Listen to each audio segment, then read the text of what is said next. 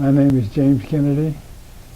I was formerly a member of the 564th Field Artillery Battalion, which in turn was part of the 71st Infantry Division, which in turn was part of the 3rd Army under General Patton.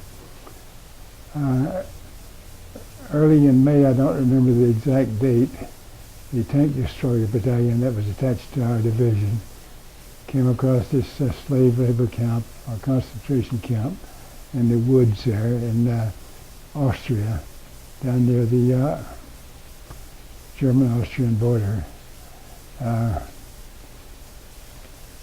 They did what they could.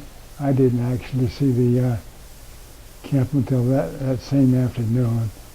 A group of us went to it. I don't know if we were detailed to go there or if we just volunteered, but anyway, I've never seen anything like it. I hope I never do again. I hope no one else ever sees anything like it. But the people there, they were without food or water for several days, and they were absolutely crazy. They looked like animals.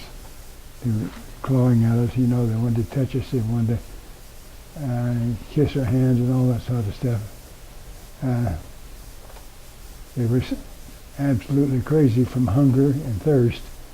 We gave them everything that we had, which wasn't too much, maybe candy and gum and cigarettes.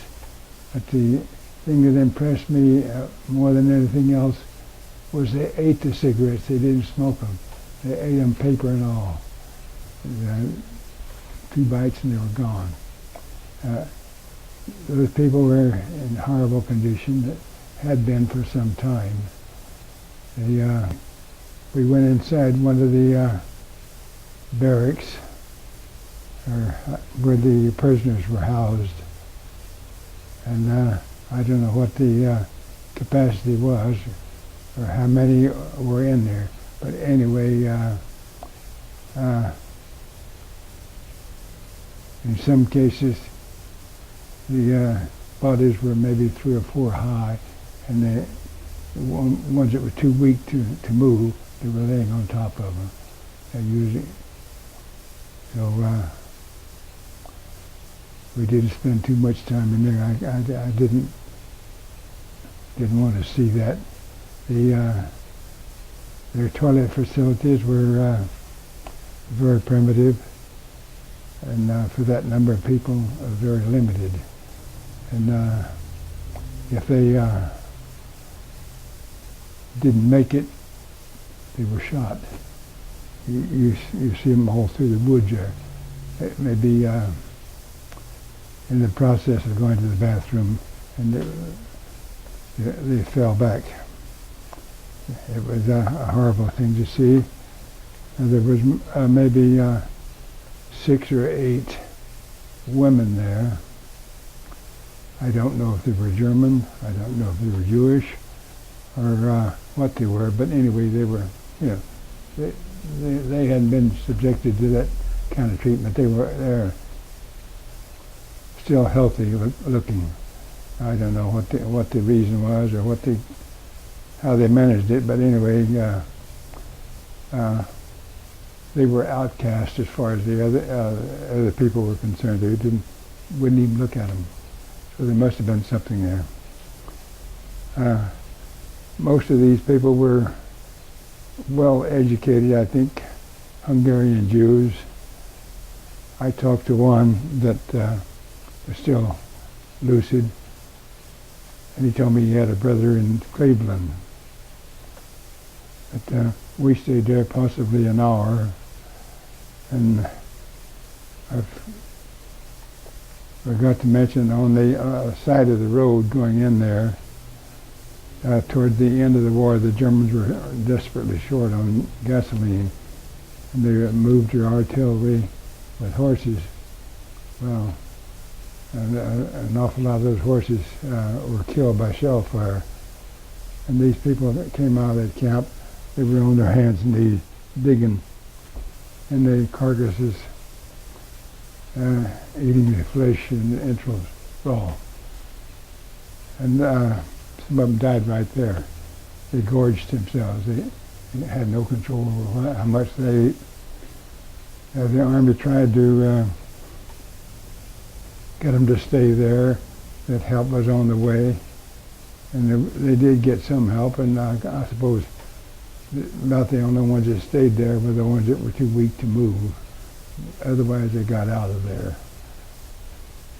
And we went back to the unit.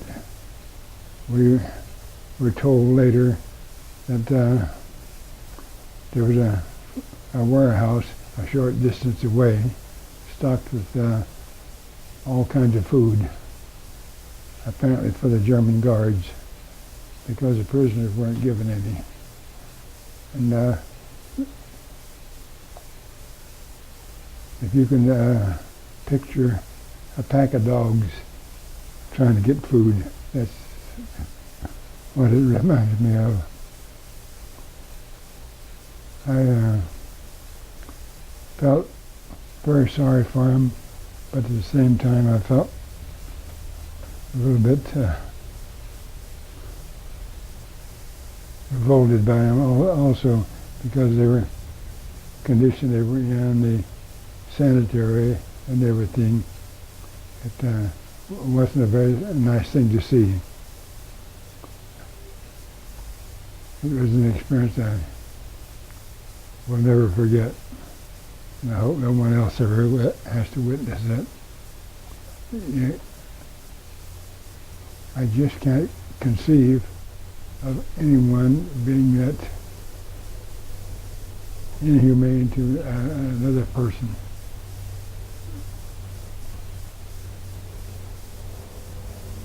They brought in caterpillars and so forth and dug mass graves, and they had some of the German prisoners carrying the bodies out and put them in the mass grave. I didn't see that, but I understand that's what happened. But,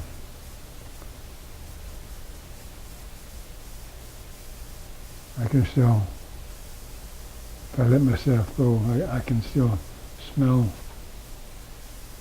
the place and see the place, because it was a mixture of all kinds of things. It was in a wooded area, no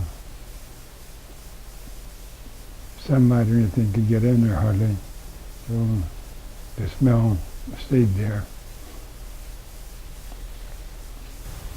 When I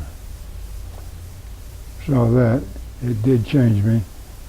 Up until that time, I kind of hate to admit it, I was more or less just riding along. I was part of the unit, I was doing my job, but I wasn't really involved, maybe. But after seeing that, I knew what the war was all about. That changed me more than anything else. After that, I suppose I forgot it to a certain extent. You have to. You can't dwell on it. But it did change me. I was probably a lot better soldier after that than I was before.